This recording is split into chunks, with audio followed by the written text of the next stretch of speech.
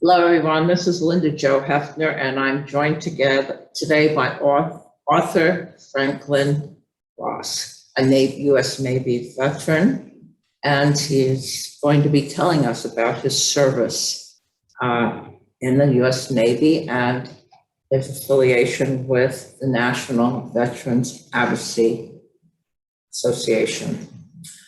So I'm going to turn it over to you now. You like to be called Frank, is that correct? Frank is good. My mother never liked Arthur. She surrendered. Well, we'll call you Frank then. Frank, so you joined the Navy when? I went in June of 1966, went to boot camp up at Great Lakes, and then from there to A school in Charleston, South Carolina. After that, I was stationed at the Subic Bay at the Naval Magazine there. And from there, I was sent to Yankee Station and served on the USS America aircraft carrier during the latter part of '68. And we went out there to train guys on how to set up the weapons that we had in the mine warfare for use in Vietnam. And I think that's one of the places I was exposed to Agent Orange, because I know that that aircraft carrier stopped in Guam and took on a lot of contaminated water there from the wells on Guam that are contaminated. But anyway, my 30 days TAD out there on Yankee Station, and then from TAD there, is, tell people temporary additional duty. Okay.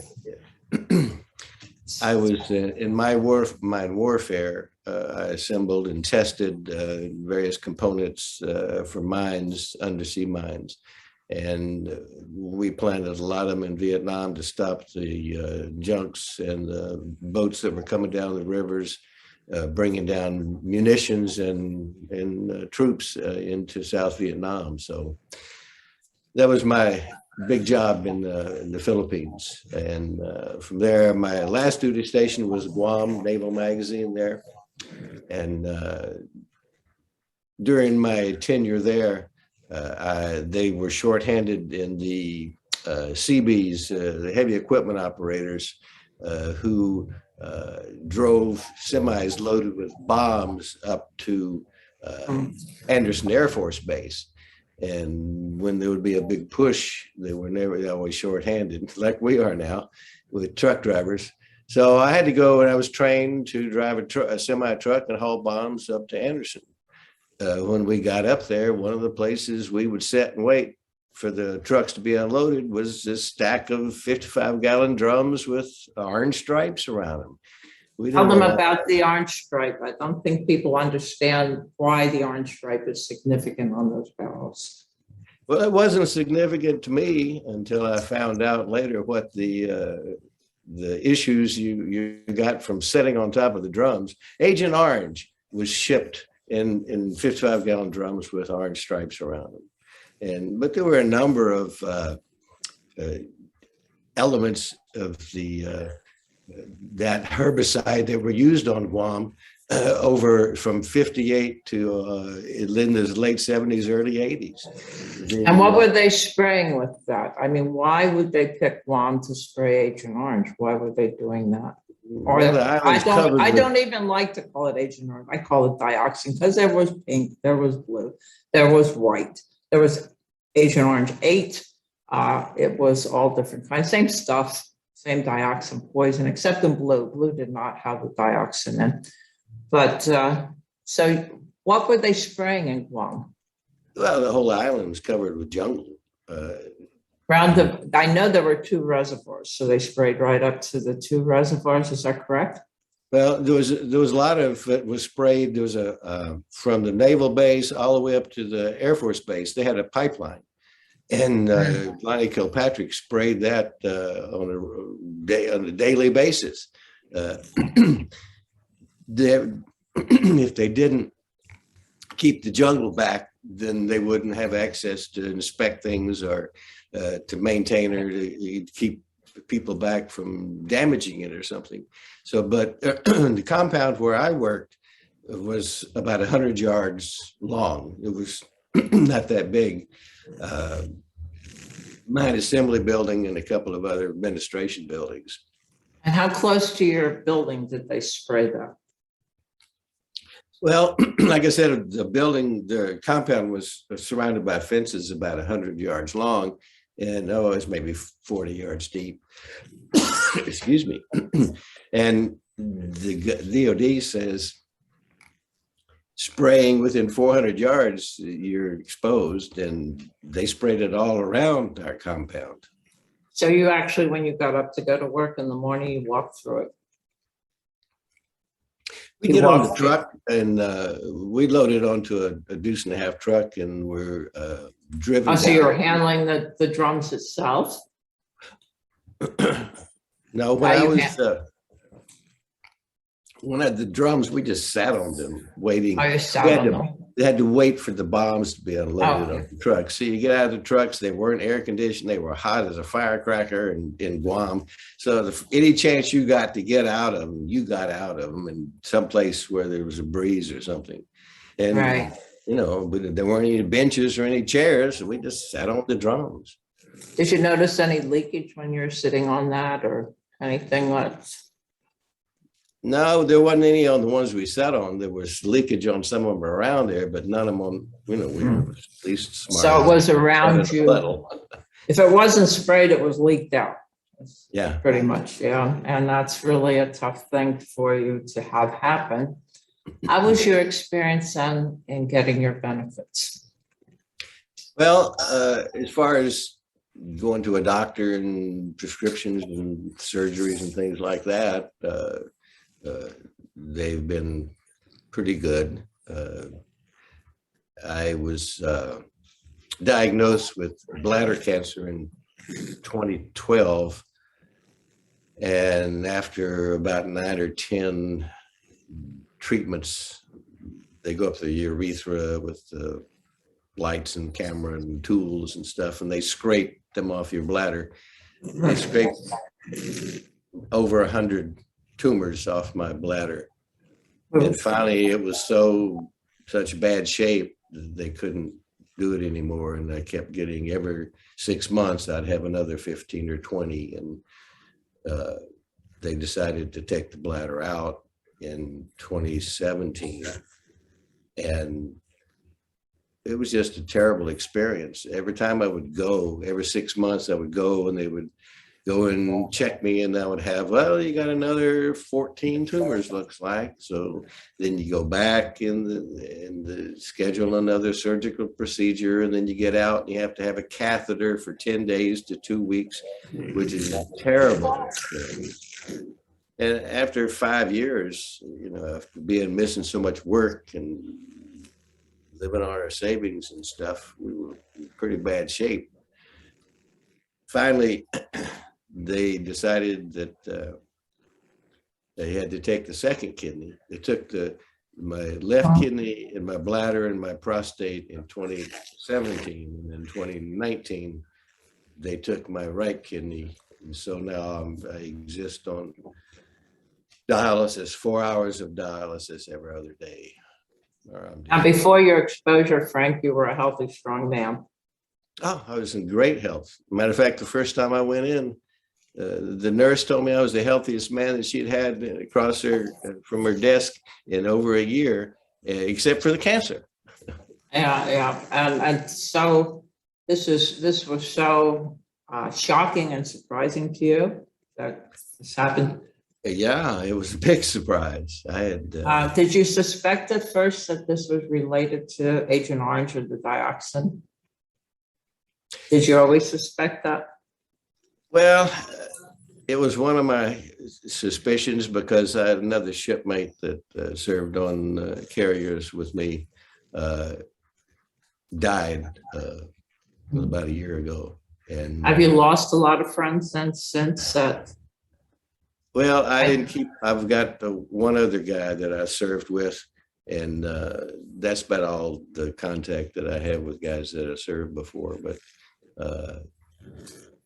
From my a personal friend that experience, died I am. he had 3 or 4 different types of cancer, and he finally said, you probably got it there. So my Well, surgeon folks, said he had never seen such an aggressive cancer.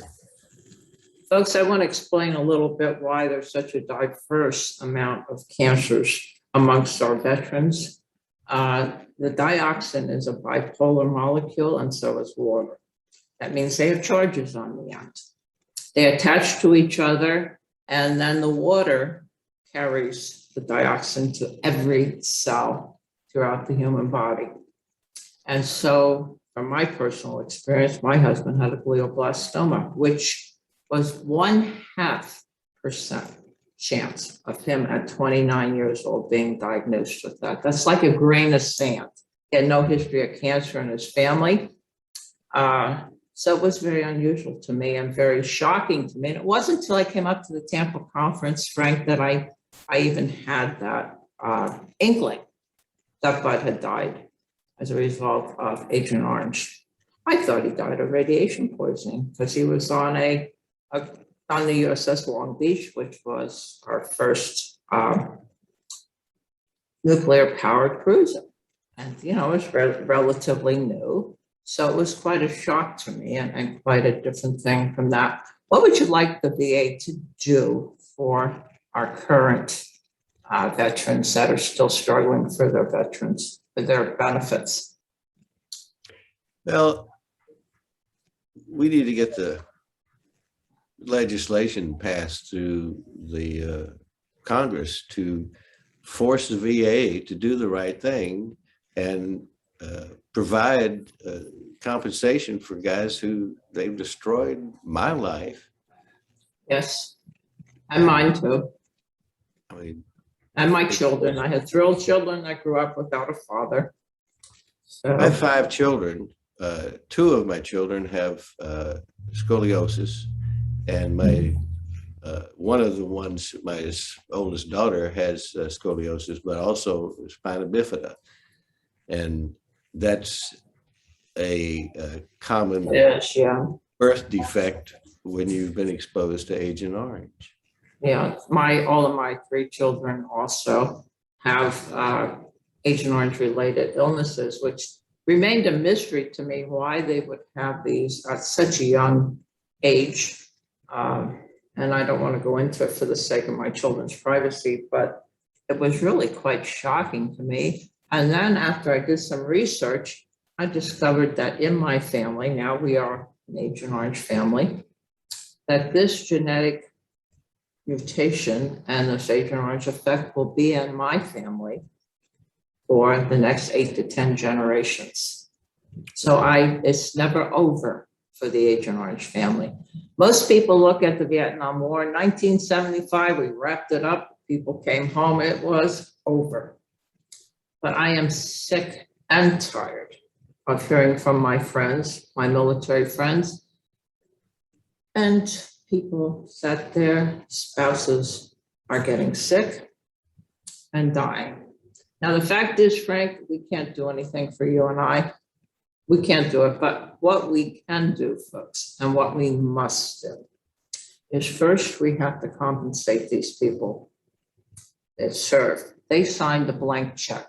Now, my husband's check was cashed. He gave his life. Frank, you gave your health. And so many are still doing that. And the second thing is we need to shine a light on how our military is being mistreated. It's one thing for our military to go into battle and fight the enemy. They do that willingly. But they should be given the best conditions ever and not fear that they'll be violated by their own government. So Frank, tell me a little bit about what's happening now for you as far as benefits. Are you set? Are you okay? No, I applied for service-connected disability in 2019, and I've just been waiting for some kind of answer. And they're just waiting, delay, deny, and wait till you die seems to be the new Deny model. until you die. That's it. Yeah, Deny I until you know. die. And it's not a matter of money. I mean, we spend money, we spend more in foreign aid than they would cost to take care of our veterans. And it's not a gift, folks.